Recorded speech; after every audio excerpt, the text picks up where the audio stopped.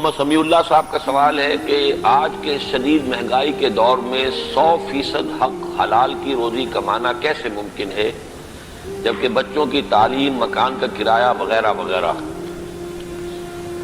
اب اس سوال کا ایک جواب تو وہ ہے جو میں پہلے دے چکا ہوں کہ 100% حلال تو اس معاشرے میں ممکن ہی نہیں ہے، اس لیے کہ پورا نظام جو ہے وہ سودی نظام ہے، اسی میں ہم جکڑے ہوئے ہیں۔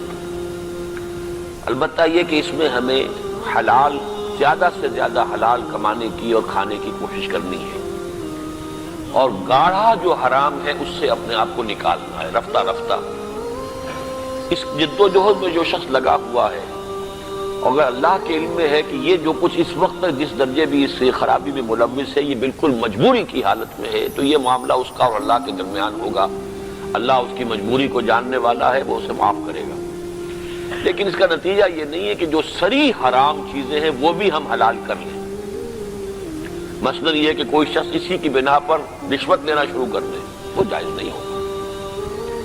اگر سرکاری ملازمت آپ کر رہے ہیں اور اس میں تنخواہ میں گزارا نہیں ہوتا ہے تو آپ سرکاری ملازمت چھوڑیے، کوئی پرائیویٹ سروس کیجئے، وہاں پر آپ کو بہتر سیلری مل جائے گی۔ یہ نہیں ہے تو کوئی اور محنت مشقت کیجئے۔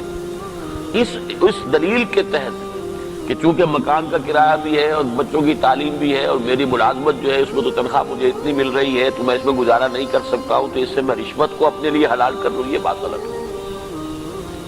اس میں یہ کہ آپ چونکہ سرکاری ملازمت میں ایک سیکیورٹی آف امپلائمنٹ ہے اور اس کے بینیفٹس ہیں، اس کی وجہ سے آپ وہاں جڑے ہوئے ہیں، ورنہ آج آپ اس کو چھوڑ کر اگر باہر جا کے ملازمت کریں گے تو آپ کو جو بھی زمانے کی جو اس وقت کی ریٹ ہے اس کے مطابق سیلری مل جائے گی۔ لہذا اس معاملے کے اندر اس حد تک اس کو پھیلا لینا جائز نہیں ہوگا۔